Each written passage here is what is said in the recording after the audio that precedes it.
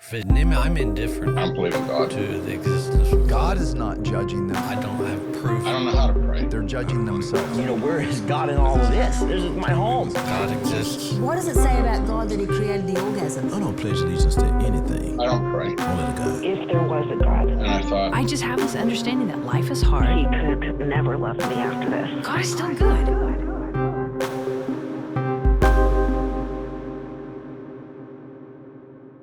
Well, hey there, and welcome to our Maybe God YouTube channel. I'm so glad that you're here today. And if you've been following the Maybe God podcast for, let's say, the last several weeks, you probably dived into some deep waters with us. We've been exploring some pretty profound topics, and we've been thinking in our own studio with our team here how to lighten things up, you know, how to kind of unwind and have a little fun. And someone, I don't remember who, came up with an idea to bring someone into the studio who's very near and dear to me, to ask me some piercing and probing questions, just to get to know the host of this podcast a little better, I guess. And for some reason, I agreed to this torture that's about to unfold. And for the first time in my life, and I hope, honestly, the first of many, I get to welcome onto the podcast my own flesh and blood, my baby girl, my daughter, who is 15 years old. Her name is Joelle, and she's here with me in the studio. So welcome to Maybe God, Joelle. Thank you. I'm so happy to be here. Yeah, you've sat through many like episodes in the car and Yes, at home. Now you're a part of one. I know. It's very exciting. So this whole conspiracy about asking me these questions, were you a part of this, or did they rope you into it? Or Well, I mean, You I've don't always had questions in my mind. This is going to be fun, I can already tell. Oh yeah, you're Yes. gonna love it. Please go easy on me, and remember, you've got to go home with me after this. So. Oh yeah. There's a lock on my door. How many questions do we have? 10 questions. All right. Okay, Here we go. Fire away. Okay. I'm sure everyone knows now that you're a big Swiftie. Which Taylor Swift album is the best, and which song is the best on that album? Okay, first of all, you're going right into it. All right, so I'm gonna lose a lot of friends over this. Well, you know, I already came out as a Swiftie in a recent sermon in which I named all of the Taylor Swift albums in order. in order. Chronological order by memory. So that tells you all you need to know about me and Taylor Swift. I did not used to be a Taylor Swift fan. You are to blame. Oh, well, Let's just be honest about that. my biggest achievement. So, mission accomplished. Your dad's a Swiftie. Yeah. Yeah, someone left the church after I preached that sermon about being a Swiftie. They were like, "Oh, we can't be a part of a church." Have you seen what she wears? No, they were saying that she's a witch or something, which she Well, might be. I don't know. Evermore, Evermore is and kind of witchy. folklore, kind of witchy. Well, yeah, we stay away from the witches. we Yeah. do in the Huffman house. That's true. So the best Taylor Swift album, in my opinion, would be 1989. Okay. And I just think that's front to back better than my second favorite, which would be the most recent one, Midnights. Midnights? Yep, I'm really into Midnights. Best song on 1989, I Know Places. I know places. That's all you. That's the deep track. That's Your my favorite jam. deep track. I love it, and no one else does, but I love it. So there you go. It's amazing. I mean, I agree. I think it's goes 1989 and Midnights. Do you? Yeah. Nice. Maybe debut third. I thought know you she love liked debut. Midnights better. I don't know. It's really close. Okay. Where are we going to be on April 22nd? Taylor Swift concert. That's right. In Oakland Stadium. So excited. Can't so wait. excited. All right. Next question. Okay. This one's serious. Glad that's over. Are you sufficiently embarrassed? Yeah, a little bit. Turn it red. At what age do you think it's okay for me to date? How old Whoa. is too old? For the guy to be, obviously. Oh, okay. All right. So 2 questions in one. Yeah. At what age is it okay for you to start dating? Yes. And then how old is too old for the guy to be that I date? All right. So I'm going to tell you what I think, and then I'll tell you how I feel. I knew this was coming. I think it's entirely appropriate for an upperclassman girl, junior, senior year high school, to casually go on dates with groups of friends. Okay. So long as You're there's stepping a a little lot bit. going on in my heart right now as you turn 16 Wow. this year. So as long as I think the boy needs to be around the same age. Okay. So like if grades touch. Yeah. Yeah. Although it's very difficult for me to think about. Yes. If you want to date younger guys, you're more than welcome to do that at this Okay. point. You have my blessing. What's wrong with older guys? Older guys have, in my experience as a former adolescent boy, have Okay. Other priorities Oh, got it. that got I'd it, like got it. to avoid if at all possible. Okay. So that's And then that. how do you feel? How do I feel? Is I would like to put you in a box and tape it up until you're 30. Truly. Well. But I know it's not a good policy. That's probably not the best. I think that's imprisonment or something. Something like that. That's a hard one. Wow. Let's go back to Taylor Swift. All right. What are some qualities that I should look for in a boyfriend? In a boyfriend. Mm-hmm. Patience. Excuse me. I don't mean that because of you. I'm just other reasons you'll understand. Got it. Well, I took offense. I didn't I'm mean glad it like some of that. these questions are a little bit. Obviously, I would love for your boyfriend in the distant future, of course, to be a man of faith, Okay, yeah. a Christian, someone who is committed to selfless and generous love, love for those around him, someone who's sacrificial in nature, and someone whose dad I can get along with. That'd be great. Great. I will say I have no concerns about you in that regard. You have Yeah. very High standards. high standards, and you're a very wise young woman. So Oh, thank you. I sleep well at night. That's good. Mhm. Thank you. I feel bad that I'm going to be mean. Okay. Is that 3? That's 3. All That's right. 3. Excellent. Is it okay for me to be friends with people who aren't Christians? Just friends now. Just friends, yes. I mean, I think we're supposed to emulate Jesus, Yes. right? He was he had no hesitation with hanging out with unbelievers, people that were like ungodly, I guess, in their day. And so I think it's okay to be friendly with everyone. I think there's different layers of friendship. I think some friendships are the deep inner circle friendships, and I'm not entirely sure how a deep inner circle friendship works where the value systems don't align. And if you're a Christian, I think your value system is so important to you. I just think technically it would be okay to be that level of friendship, have that level of friendship with a non-Christian. I just don't know how that works. Yeah. I think you have to be very careful about that. But I think we all have that outer layer of friends that are more friends than acquaintances, but not like inner circle friends. Yeah. And I think that layer of friendship, it's easier to work out when some are Christians and some are not. But I don't want you to ever become that kind of Christian who is so insulated from the real world that you never have anyone who's not a Christian around you.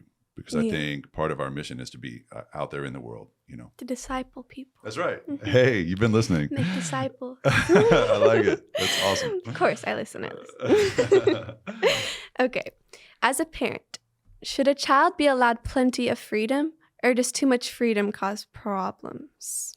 I feel like this question has an ulterior motive. No. I'm okay with the amount of freedom I've been given. You haven't been given a lot of freedom, though, have you? Relative to your friends? Yeah. You've been given less than your No, friends? I mean, it just depends on what friend. Yeah. I feel like we've been pretty, strict. Not really. You don't Not feel too that way? strict. Yeah. I mean, Yeah. I'm allowed to go out with friends, and as long as Yeah. we're not doing anything dangerous. Yes. So, That we know of. I would never. So, I'm I'm glad to hear you say that. And I worry about your friends who have stricter parents than us. No, they exist. Yeah. So I think freedom is great. I think freedom is earned. Mm-hmm. And just like respect is earned. Like if you want to be respected, like be respectable. Mm-hmm. If you want to be free, like show that you use freedom responsibly. And so I think we all crave freedom to the extent that if we have earned it and are not given freedom, then we'll rebel. Yeah. And I fear that ever becoming a reality for you. I think a lot of preachers' kids end up in that place Mm-hmm. where you've lived a good enough life, but your parents sort of micromanage you to the extent that you'll rebel later. Yeah. And I don't think your mother or I want that for you. But I think freedom within reasonable boundaries is the best way to raise a child. Mm-hmm. And when those boundaries are crossed, you have to have consequences and restrict freedoms. And I think it's as simple as that. Mm-hmm. And luckily, God's blessed me with two awesome kids that rarely cross boundaries. So Yeah, but I I mean get that. what you're saying. Like strict parents raise sneaky kids. Really. Yes, that's well said. I think it's definitely true. Yeah, I mean, especially the older you get, later in high school and into college, you know who had the strictest parents. They're the craziest ones because at they parties. go party. That's right. Always. All the time. Yeah, that's exactly right. So you want to build a level of trust with your kids as a parent. Mm-hmm. You want to build a level of trust that is flourishing by the time they go off to college, Mm-hmm. because you want to have open lines of communication with your kids where they can tell you anything. Yeah. That's my hope. Yeah. We'll That's see. good. Yeah. To build trust. I hope you can always call me no matter how bad you feel. Always. Yeah. Good. Okay. What's the hardest thing about raising kids today? About raising kids generally. Mhm. Technology. Yeah. And I know that's sort of what everybody would expect me to say, but it's just because it's so true. And you guys are so far ahead of us on technology. Like y'all can do stuff that we'll never know about. Yeah. I wish you wouldn't have agreed to that so easily. So what? I mean, just the idea that y'all can, I mean, the whole world's at your fingertips all the time. And I think that it presents real challenges. I think the world puts stuff in front of your eyes that you're not ready for developmentally. I worry about, stuff you see online. I worry about what artificial intelligence is going to mean for you. And I've talked to you about this before, you and your generation later. But I think generally speaking, just the technology and the effect that it has on you. It's not just the technology. I love technology. My house is full of gadgets. You know that. Yeah, I love you love your technology. gadgets. Yeah, I love my gadgets. But I worry about the level of sort of agnostic sort of cynicism that I sense in your generation from the onset of technology. And I don't know, it just seems like it's not good for people to grow up with the whole world at your fingertips like it is. Yeah. Okay. So you're going to love this question. I think it's great. You always tell me that God answers prayers. Yes, He listens, he does. But I've been praying for something for a very long time in my life, and I've been praying for your sermons to be a little bit shorter. So is God not listening? Or The reason this is so funny is because you and your brother are easily my two harshest critics in my whole church. Well, I can't look you guys in the eyes while I'm preaching because I know you're thinking, wrap it up. Wrap it up, Dad. Wrap it up. You're losing them. And that's saying something that you're my harshest critics because, like I said, people leave the church for reasons like I mentioned Taylor Swift. Like there's plenty of harsh critics. I mean, I'm kind of stuck. So. Yeah. You Kidding, are. I You're would not never going really. anywhere. But we have, if you're listening to this and wondering why this is a question, it's because every Sunday afternoon is usually spent talking about how my sermon could have been shorter. So it is something I'm working on. It's a top 5 priority for me. I just don't know how to do it. So Thanks for bringing it up again. You're welcome. Yeah. I think the world needed to know. Sometimes, Joelle, the Lord answers your prayers with a no. Oh, I didn't know that was possible. He puts you through the fires of testing to make you stronger. Maybe that's what's happening here. he's making me. He's growing my patience. I have to have the fruit of the spirit. That's right. Exactly. Yeah. Maybe that's it. Okay, back to raising kids. Yes. Okay. All right. Do you think it's harder to raise kids to be Christian than it is to raise kids who aren't Christian? Ooh, that's a loaded question. I really think there are some things about raising Christian kids today that are uniquely difficult. Mm-hmm. To the extent, I think it's almost like raising kids in the first century to be Christians, because I fear the consequences of raising my kids Christian. In other words, I think raising you non-Christian would make your life easier. And raising you Christian is sort of condemning you in a way to a life of later, when I think there's going to be fewer and fewer Christians. Yeah. When you're my age, like dramatically fewer Christians in this culture, it's going to be harder for you to be a Christian than it would to be a non-Christian. And you're going to face loneliness or being ostracized if you hold true to your faith. And I know, I'm always quick to criticize Christians who cry persecution too quickly or whatever, but I think your generation is going to start to see some of that kind of marginalization that will come from being such a minority ideologically as a Christian, that I worry about that for you sometimes.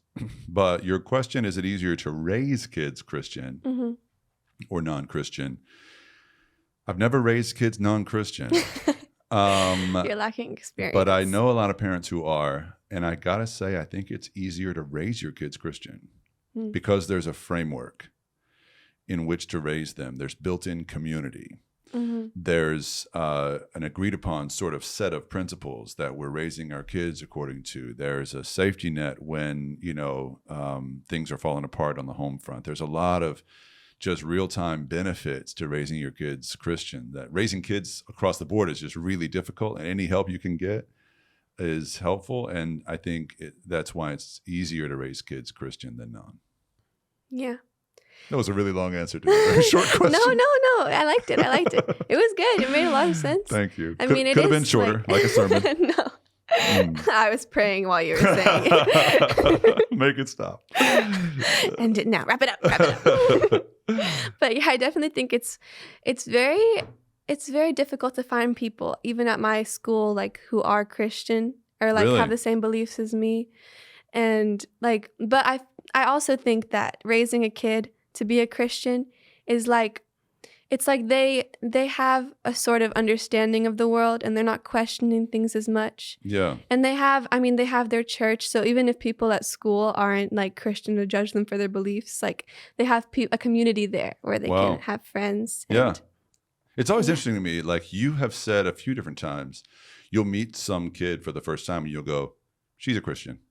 Or Yeah. I can tell he's Christian. And I'm like, Yeah. how? But there's something that you see in them. Yeah, they're just, I don't know, you can just tell. It's like an aura. Or a stability or a security that you see Yeah. in them. I don't know. I think that's interesting. And it saddens me what you say about there's so few sort of out of the closet Christians in your generation. And I sense that too. Yeah, but I think people are just like, I feel like some kids my age are just scared to like say that they're Christians because they're scared that they'll be judged at school or left out because they're Right. not the same as everyone else. Yeah. And we're in Texas, and to think that I wonder I what it's know. like in other places. But would it be different if you were in private school, you think? I don't think so, because I think kids who are in private school a lot of the time are like they're just always surrounded by kids who are Christian. Yeah. And they claim to be Christian, but I don't like sometimes the belief isn't there because that's all they've ever known and they question things too. you Wow. know? Yeah. So So it might be different, but not really different. not really different. Yeah. Yeah. Interesting. So yeah.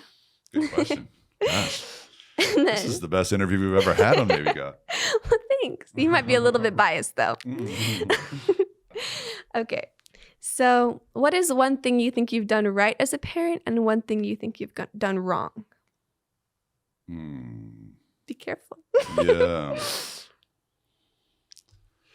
I think in terms of doing something right, I think that what I'm most proud of so far is just I feel like we haven't done what a lot of preachers do with their kids, which is sort of just do Christianity at church.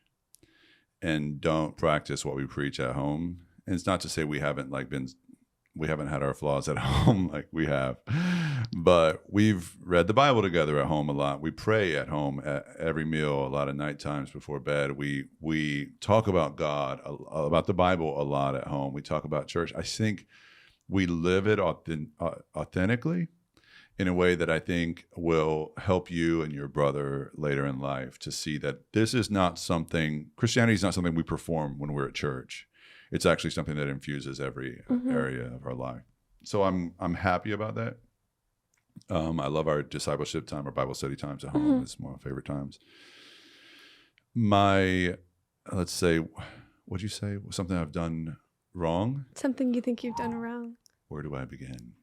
Me incoming. No, parenting is hard. And we've made a lot of mini mistakes, right? Like tiny little microaggression mistakes. Like we've done a lot of little things wrong. One thing generally that I wish I could go back and change, and I'm still working on, is being more present during stressful times.